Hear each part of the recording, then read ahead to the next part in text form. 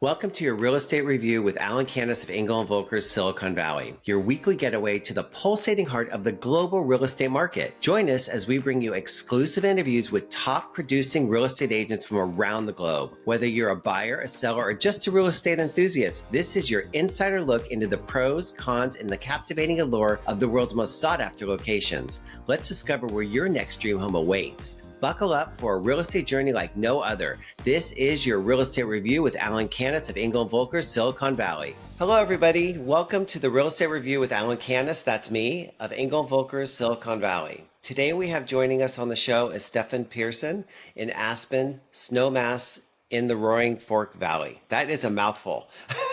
Welcome, Stefan. How are you doing today? I'm doing great, Alan. Thank you so much for having me as your guest. This is going to be fun. You're welcome. Would you start by telling us a bit about your background and how and why you decided real estate? So that's a fun story for me. I started right after college. I came out to Aspen to visit my brother and play and ski like the rest of the locals that would come out here, and fell in love with the area that winter, and the following summer started to mow grass at the local semi-private resort golf club up in Snowmass. It wasn't but 2 years later I turned professional in golf Oh, and wow. I played professionally on 6 mini tour events, and it took about 6 years for me to get that out of my system, uh, to realize that I was not the talent that the PGA Tour requires. But I did cycle through and understand I had opportunity in this area to do something else, and that something else was real estate. In particular, resort real estate that had a connection to golf, and I carved out a little Okay. niche for myself uh, in that unique space. I wasn't just a local realtor until just recently in 2018. That's wonderful. Yeah. Golfing, then, do people golf in the snow, or is it just that it's taken off basically not doing golfing in the snow? No, it's strictly seasonal, Okay. and we have a short season, but that's where the term snowbird comes from, right? They come and go from Arizona and come out seasonally. So I would go to other markets. I spent time in South Carolina, played a mini tour event down there, in Florida, Arizona, but would always come back in the winter. Yeah. So you're a diehard golfer, is what I'm That, hearing. maybe more so now that it's not a job. Gotcha. You've been in business for how long in real estate? How many years, you think? So 27 years I've had Wow. my Okay. my real estate license. I got my broker's license a few years later, thinking that I would always be entrepreneurial enough to run and own my own firm, but I never got there. It was just too much time on the golf course, I guess, and doing other things. But I've been a broker now for, I don't know, over 20 years. Oh, that's great. Yeah. So asking a question besides golfing, what did you do before real estate? That was so long ago, Yeah. right? Yeah. I mean, it all melded, it all blended together, Alan. It was cool how one supported the other and opened doors in the real estate industry for me. Golf was amazing that way. Very synergistic, very interesting how those circles connect. I spent time with some of the top golf course designers, uh, shoulder to shoulder with Jack Nicklaus and Reese Jones and some pretty big names, working on land plans before the golf course would go in. We had to decide where the lots and the real estate were going to go, and that was both safety and also maximizing the land plan. So it was cool how I got to see it from the sort of the ground up, and then Yeah. I became a director of sales and marketing for a number of resorts in Mexico, namely Esperanza and Chileno Bay down in Cabo San Lucas. I did 4 projects in Cabo. Wow, you led a sad life. I grew, That's wonderful. I woke up. I I'm do so tell jealous. I do tell the story kind of to friends and family that I sort of woke up when I was 40, realizing I hadn't really lived in a real town. Born in Falmouth, Massachusetts, on Cape Cod. Went to college at Lake Forest, Illinois, which is the 3rd wealthiest township in North Yes. America at the time. Moved to Aspen, Colorado. Then to Hilton Head, then to Cabo, then to I just I was 40 years old before I realized I hadn't lived in a normal place. I feel sad for you. In no way, shape, or form. With your specific experience when clients are relocating to Snowmass, how do you assist them with that? For a while there, and that's changed since the COVID era. We didn't really have to sell Aspen or Snowmass. They were repeats. People were coming back. Generations were coming back. They knew the area. Snowmass is a sister 8 miles away, and an excellent ski mountain. But really, the thing that we have that is fascinating is we actually have 4 ski mountains that the Aspen Ski Company owns and manages. You have Ajax, which is Aspen Mountain. Then you have Snowmass, which is world-class family ski mountain and area, enormous area. And then you have Aspen Highlands, and we also have Buttermilk Ski Area, which is where they host the X Games. Oh, And okay. so you have 4 options here. Any other mountain town in North America, you've got one hill. Telluride's got one. No, not to say Telluride's fantastic. Crested Butte has one, right? Steamboat has one. So you have options here. So that's the first thing. Second is Aspen is so culturally diverse in the way they developed it. It was all born around the whole Aspen idea, which was sometime in the 60s. Walter Pepke and his buddies got together and they came up with this mind, body, spirit. And it sort of was a draw for a lot of the outdoor activists that were that were also highly intelligent and wanted to spend time with each other, having good conversation and whatnot. And I think Aspen has developed its core from that. The culinary scene is world class. Obviously, the shopping now is off the charts. There isn't a brand here you can't find. And so it's so diverse from that perspective. It's like a little mountain town that has a big city vibe, and then if you want to see Hollywood people, you just have to turn your head 10 degrees further and you'll see anybody and everybody. My daughter is an avid skier. She started early. She's on the Heavenly Ski Team in Tahoe. And now I want to start traveling to friends' locations like yours and Jackson Hole and Aspen Vale, you name it.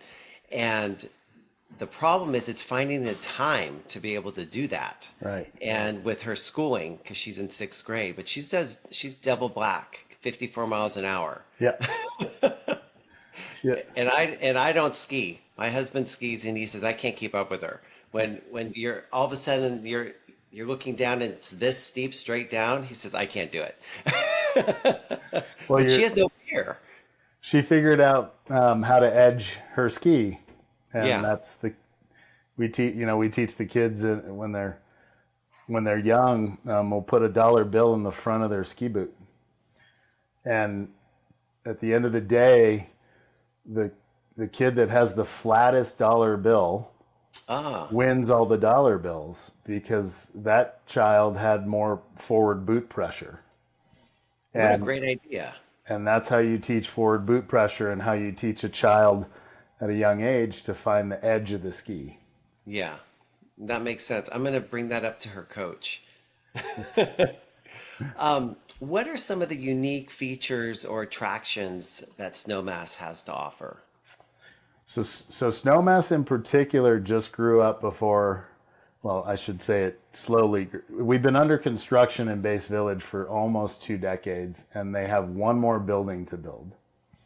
Okay. And East West is the main development partner up there, and it's finally come to its mature state. We've been waiting and waiting, and I lived up there for 6 years back in the early 2000s, mid 2000s. I've since moved to a small town called Basalt, which is about 18 miles from Aspen and Snowmass, where Okay. the normal economic folk live now. It's a beautiful little town defined by the rivers. Snowmass and Aspen are defined by the views and the peaks and the mountains and whatnot. But in Snowmass specifically, since that's what you asked, it has come full circle. There is world-class lodging. The Viceroy is there.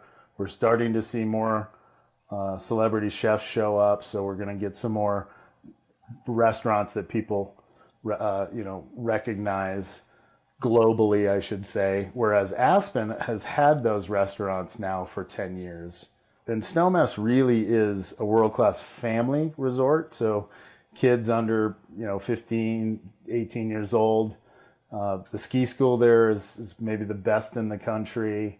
So I would say Snowmass really, it's growing up, but has been defined by sort of the family resort Okay. of the, Gotcha. yeah.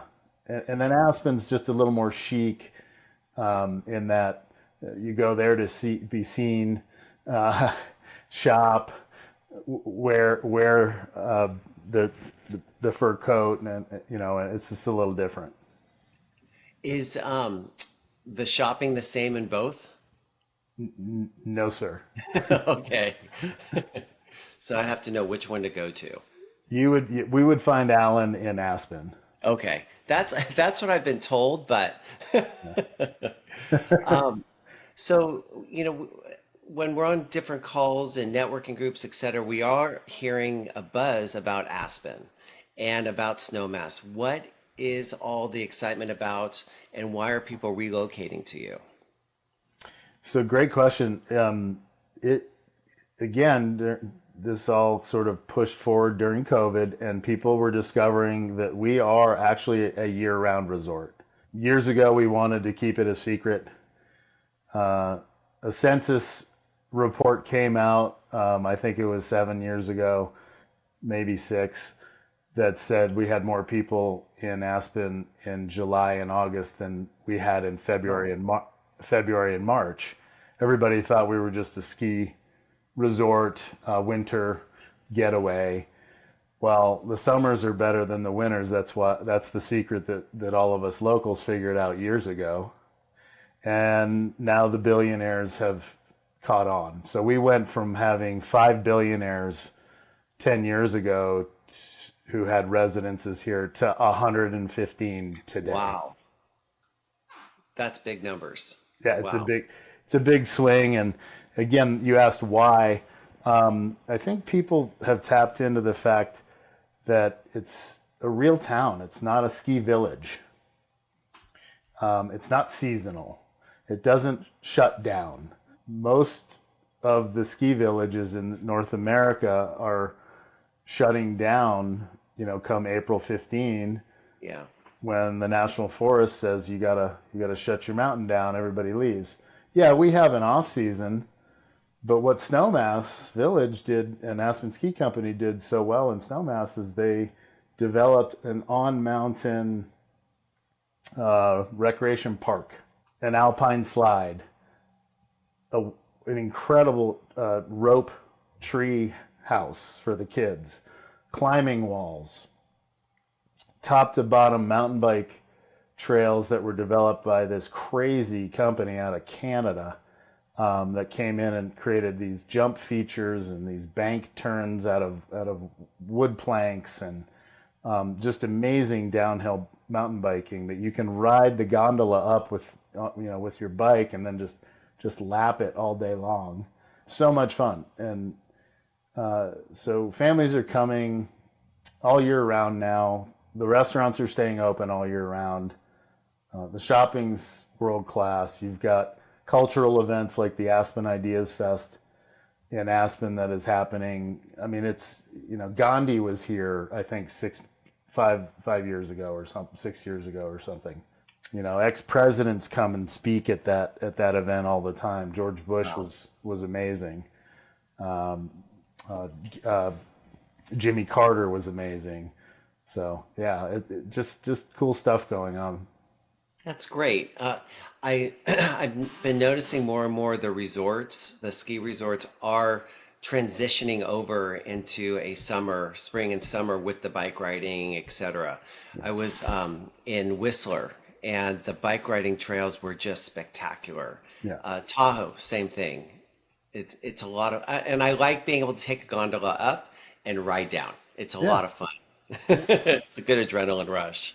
Yeah, and just for hiking as well. Hiking's pretty passive, and there's all sorts of trail expert level to beginner level, and anybody can feel welcome to get outside, get some fresh air. I mean, it's got everything. We have it all. A lot of people are going to be interested in the current real estate market. How would you describe the current real estate market in Aspen, Snowmass? Strong. Um, Still limited inventory, which is supporting the high numbers that we're getting. We're seeing in Aspen and Snowmass, the luxury markets, we're seeing less transactions, but more volume, gross sales volume because of Okay. the pricing. Just recently, we had two listings, single-family home listings, new construction in Snowmass that listed over 25 million. We've never had a home in Snowmass over 20 million. Wow.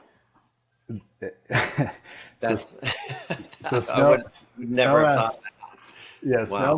Snowmass Village just sort of caught up to Aspen on pricing, and some of the brokerage community is scratching their head trying to understand how and why. Snowmass was always discounted 35% from rough, Really? roughly 35% from Aspen, Colorado. But we're starting to see that price gap close, mainly because there's less and less inventory. And if you're 8 miles from Aspen and you can buy a Rockstar Epic mega home, um, you're 8 miles away. So that's Well, okay. it's what I find is that you have the draw, and at least in Silicon Valley area, there's the draw. That's Palo Alto. Palo Alto or Burlingame. Those are the two. If they can't get that, they go to San Carlos. If they can't get that, but it's all very close together, and the schools are driving it, but also it's the lack of inventory. There's just not enough. Correct. So I feel your pain, but not at Well, 25 million. we also are geographically constrained. Obviously, we're surrounded by mountains, so there's no more development. Yeah, There's that's how it is here. You're landlocked. yeah, and that's a nice thing for macro real estate concepts and whatnot. But yes, we're uh, when we talk to buyers that are looking for a deal, we send them to Vail. Okay. Tyra, here they come. Oh wait, here she is calling me. How dare you? What trends should potential relocators be made aware of? What trends? You mean in real estate? Yes, In this area? in the Snowmass area. Yeah, so I would say pay attention to the branded residential trend. Okay. So similar to kind of how I made my career 20 years ago with Esperanza and Auberge. and the residences at Little Nell. When we sold the first piece of property for 3,000 plus a square foot, now the core of Aspen is at 6,500 a square foot. Wow. Astronomical numbers. Those are big numbers. But when you combined that person of wealth with a brand new product that is serviced by a 5-star, 5-diamond operator, you have a winning, that they can contribute the residents back to a rental program. Mm-hmm. You have a winning formula there. There was no more land in Snowmass Village, so they just went up. So these buildings are actually 6 and 7 stories, which is not allowed in Aspen. Wow. Really? You're allowed four stories in Aspen. Okay. So, yeah. What are some of the common pitfalls or challenges that people are seeing when they are relocating to the Aspen snowmass areas? Good question. Besides price. The number one is, hey, I'm going to buy a lot and build. Okay. We don't have any tradesmen that are affordable anymore or want to work. Gotcha. And the city of Aspen restricted the demo permits 2 years ago and restricted the building permits. And so you have, if you're wanting to build in Aspen and Snowmass, it could take you 4 years. Wow. That's wild. Yeah. Better to buy. Well, it happens here as well. People find they seek grandeur, that they're going to buy a lot and then they're going to build on the lot. And on the coast, specifically on the coast, they say we are pro building. We want to see new construction. The problem is there's not enough water rights. Right. And it's anywhere from 4 to 5 new homes a year can be built. Yeah. So they say they're pro growth, but they're really not. Right. And it's tough because people, they want to build something, but there's just not enough land. That's exactly right. Can you give us a sense of lifestyle in Aspen, Snowmass? What would the lifestyle be in the local communities? So the local lifestyle, I know it well because I grew up here or grew up in it, and most of us would have we would need to hold one or at least 2 jobs, work during the evening, go into the restaurant, wait tables from 3 to 11, and then wake up and ski all day until about 1 o'clock if the conditions were good, right? So I would say that's the local lifestyle. Okay. That's what the young people come out here to do, to breathe the fresh air, to be outside most of the day, to try and make as much as they can at night. I think that's the cycle. Okay. As far as the second homeowner, my goodness, depending on how outdoors they want to be, or it's really everything from sleigh rides to snowshoeing to Nordic skiing to uphilling. Now we uphill quite a bit. Us older locals, more experienced locals, are now going uphill with horsehair skins underneath our skis to get our exercise. We call it earning our turns, and then we take our skins off and we click in and we ski down the front face of the mountain. Okay. Sometimes there's a cold beer at the top. I would say probably most of the time. Yeah. Indeed. But that's your motivation. Second homeowners they're going to be taking typically a ski lesson with a private ski instructor for the morning. They'll be breaking and lunching on the mountain or down in town, and then taking the afternoon to shop and get ready for whatever dinner reservation they may have or spa appointment.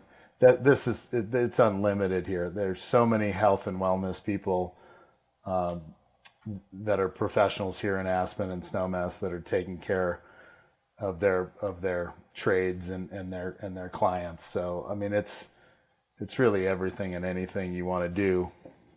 We've got it all. In what ways would you or do you as a real estate agent provide value to someone relocating from another region or state? What value do you provide? There's so many layers to this valley. We're just talking really primarily about Aspen and Snowmass, but then Yeah. there's Basalt and Carbondale. Those are what we call the mid-valley towns. The average home price, Alan, in Basalt today is $2.4 million. See, that's digestible from here. Yeah, that's and So I that's can deal with that pricing. yeah, and so it's really just introducing them to all of the cool things in the high country, which Okay. would be Aspen Snowmass. Here are the trailheads that I specifically like for an intermediate hiker, an intermediate biker. It took me whatever a decade and a half to find everything, and then you go up the Lanedo Valley, which is up the Woody Creek Valley, where Glenn Fry lived, uh, and Don Johnson and those guys were up in there on ranches, not too dissimilar to Yellowstone that you see the show. Um, those are more defined by the rivers. That's the Roaring Fork River down in that area. And the fly fishing is all gold medal fly fishing, Oh, gold wow. medal rated fly fishing. It's pretty special. And then showing my clients those particular holes, where to go to fish. It could take someone years to find that hole. So sharing sort of those details, I think that's the value. Like, where do I go to eat? I have a very cool marketing piece that I've been proud of ever since I worked at Esperanza down in Cabo, which was the top 3 restaurants. Everyone wants to know where to eat. Yeah. I have it for every town in the valley. And people call me and say, hey, can you resend that? I gotta. Now, will they get a better reservation with your name or without? Depends on which restaurant, but at least I can tell them where the good food is. That's true. That's great. Just Um, it's the little things, it's those details. It's just yeah. those finite details that matter. Well, and that's what makes the difference and puts you up here. It's those little details because they do matter. Yeah. And I can't tell you how many times that I've worked with another real estate agent and they just kind of once it's closed escrow, they let their clients go on their merry little way. Right. And the clients get lost sometimes and they need direction. So, what is one piece of advice you would give to someone who is thinking of relocating to your area, Aspen, Snowmass, or the surrounding area? Just one. Bring cash. It's just such a wealthy area that the offers that come in with loans really struggle to win. Yeah. So we do have largely a cash market, especially in Aspen and Snowmass. And are you seeing multiple offers? We're still seeing it on unique property. Yeah, Okay. yeah. Most of those days are gone, largely gone. Yeah. Uh, I think in most markets, but we see it from time to time when there's a unique piece or certain neighborhoods don't trade very often, and I've got a listing here in my own neighborhood, and these townhomes rarely come up, and so we're going to see multiple offers on it. Where do you think most of your buyers are relocating from? A lot of Texas Okay. here, New York, Miami. We do see Arizona and Chicago, but I would say those mostly it's Texas, New York, Miami. Okay. And how do you see your area evolving in the next few years, and what impact might that have on a new resident? Ooh. Ah, I mean, specifically Snowmass, I see evolving in that they're going to struggle a little bit in two ways. The older condos and residences are going to struggle because there's so much new product, because a lot of those are in the rental pool and rental market. But I think that the person that's coming to enjoy Snowmass is going to struggle with the culinary scene there for the next few years, because it hasn't grown up as fast as the residences have been built, and they're going to need to find a better culinary scene in Snowmass. Aspen is what Aspen is. It's a beast. Specifically in the real estate market, so right now there's 26 listings over $25 million in Aspen alone. There have been, I want to say, almost 50% of the over 25 million that closed, the transactions that closed in 2024 were off market. So Wow. what we've really seen is a private collaboration amongst the top 35 brokers. Gotcha. And if you're not in the top 35, that's a weird thing. Yeah, I understand. We have something similar to that. It's called Top Agent Network. And when Yes. you don't have access to it, I didn't know what I was missing at the beginning of my career by not having access to it, but Right. so much is sold off market. We have about 25%. Yeah, So and I think that's really changed these last 2 years. it is all who you know, what they know about you, and it's a trust issue at that level as well, from Correct. agent to agent, and a communication. So yeah, I get it. Yeah. So I see more of that in Aspen. And this wasn't in the list of questions, but I always ask this question at the end. Do you have one favorite real estate story? I think it's appropriate for the podcast. But I think I can edit it. It was in Okay. it, Now I want to know. we were we were pi- we were pioneering fractional at the time. As you may know, the fractional industry lasted maybe 12 years, and then Hmm. came VRBO and Airbnb and squashed all the reason to ever buy a shared ownership ever again, because people can easily pioneer and rent something as cool for a whole lot less. Yeah. And so during that time, it was right in the beginning, we were just sort of pioneering it. And I was at Esperanza, and we were selling a 1/6 interest for $750,000 in a luxury villa on the ocean. Wow. And it was a celebrity, to go unnamed. Um, and I was to host this particular client. And so I did so by hanging out with him and his crew in the pool.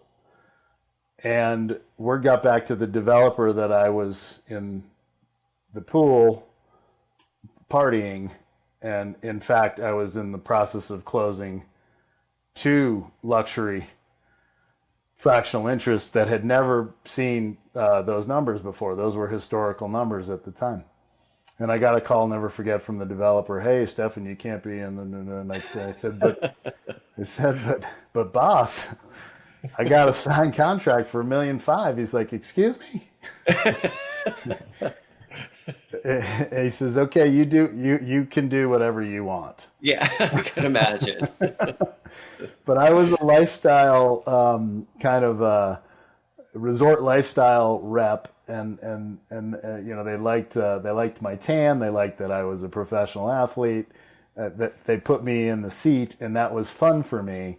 I didn't really know that I was any good at sales until they told me later. Let's see, I've been in real estate since the middle of 2007. It was probably 2011. Somebody said, well, you're just a great salesperson. I said, I'm not in sales. It didn't click Yeah. at any point in time before then. Yes, you are sales. You're just selling different things, bigger things. But I never thought of myself as a salesperson. And then I took a step back and I was like, oh no. How did I end up here? Exactly. How did I end up here? I felt the same way. Sort of stumbled into it through golf again, and it was. But what a great run, and what a great what a great lifestyle that we get to live. Yes, that's true. Well, Stefan, thank you so much for being on the podcast, for being on the show. Truly appreciate you. And if anyone who ever watches this is looking for the Aspen, Snowmass, the Roaring Fork Valley areas, I should say, Stefan is the person you need to call. And I want to thank everybody for watching the Real Estate Review with Alan Canis. Again, that's me of Engel and Volker, Silicon Valley. Stefan, thank you so much. Thank you, Alan. Appreciate you. You're welcome. Happy holidays. Happy holidays.